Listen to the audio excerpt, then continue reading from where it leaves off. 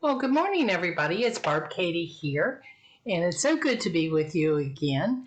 I am getting to talk to you today from my brother's home in Florida. I've come down to spend a few days with him, and it's always such a joy. He is my baby brother, and we're very close. And we always enjoy this time of the year when we can get together and just visit and catch up on family things. I hope you're having a really great day and that the weather is cooperating with you and spring is coming nearer and nearer. Here in Jacksonville, it's going to be quite warm today, at least for me as a northerner. Um, I find 80 degrees to be really, really pleasant and beautiful. So, with that in mind, I thought I'd just share a few things with you today that relate to what I shared to you last week about lessons I learned in my childhood. And I had mentioned to you Aesop's fables and how my parents used to read to us every evening before we went to bed. And one of the things that they often chose to do was share with us some short little stories from Aesop's fables. And Rich and I were actually talking this week about some of our favorites, not just mine, but his as well. That we remember from our childhood that sort of guided our lives as we move forward as adults. And perhaps some of these thoughts will uh, resonate with you, and you may even have heard them as well as a child. The first one that I'd like to share with you is a tale that is called The Tale of the Two Crabs. And the story goes that there was a mother and baby crab walking across the sand. And the mother crab was scolding her baby for walking wrong.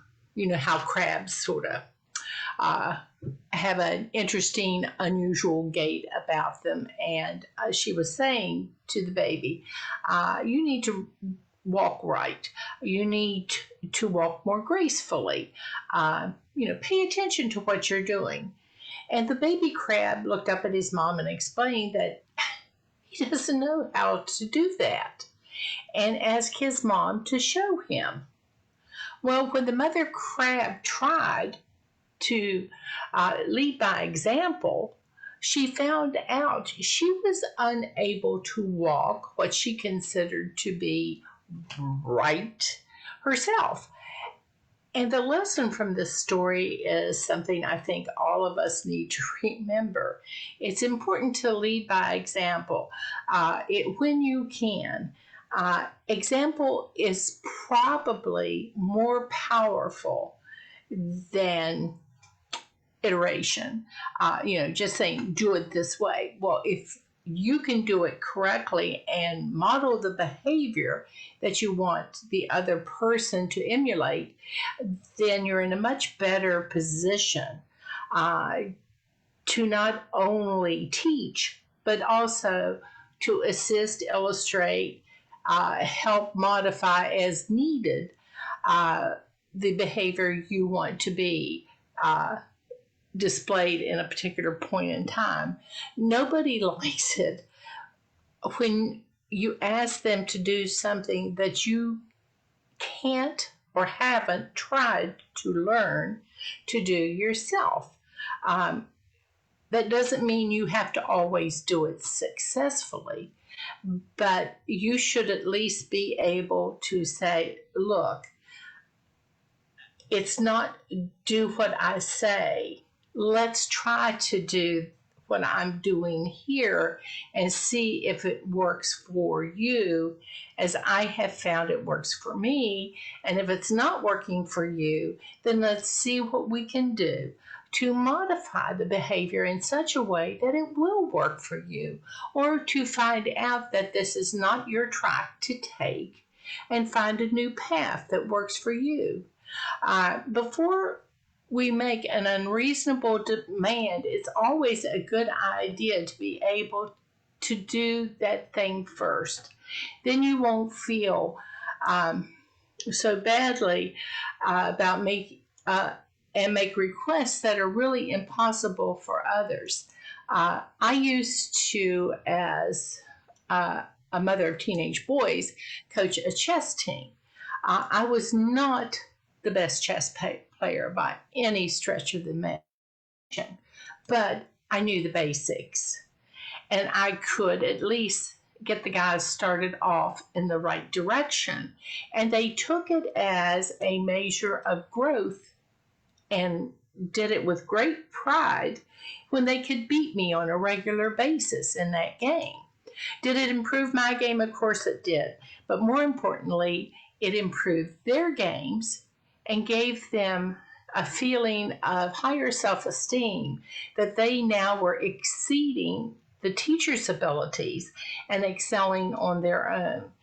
Leading by example, as the Aesop's fable about the mother and baby crab is one that still resonates with me today, in that each of us needs to make an effort to go in the direction we would have others go as well. So that was one thing that I thought I wanted to share with you. And then related to that is another story that was very familiar to my brother and I, and that was called The Bell and the Cat. And in this story, a family of mice had been living in fear because of a cat that roamed freely throughout the house and the grounds where they made their residence too. And one day they had come together to discuss possible ideas to defeat the cat because he was always trying to catch them. After much discussion, one of the younger mice gets up and suggests an idea. He suggests that they put a bell around the cat's neck so they could hear it when it approached. Great idea. All the other mice agreed, apart from one very wise old mouse. And the old mouse agreed with the plan in theory, but suggested this question: who among all of us will put the bell on the cat? And just think about it for a minute. How many of us have put ourselves in that position of proposing solutions or remedies to things, but being unwilling to execute this solution ourselves? I often, hear it in chapters, how do we attract more members? Well, ask your friends and family. Well, that sounds really great and all, but who has the courage to go up to associate, friend, family member, coworker, person in the street, and actually suggest such a thing to that person? Are you willing to execute such a bold, brave plan? And related to the other story, are you able to indicate to that person that your life has improved based on the plan that you're proposing to this other person? And that doesn't mean you have to reach your goal, but it means to say that you have different markers, different measures of success besides a specific weight on a scale that will show the other person, this is really helping me. It is really helpful to me. My life is better for having done this. Because I think when we have confidence in ourselves and the idea that we are sharing with other people, it's much easier to execute the plan.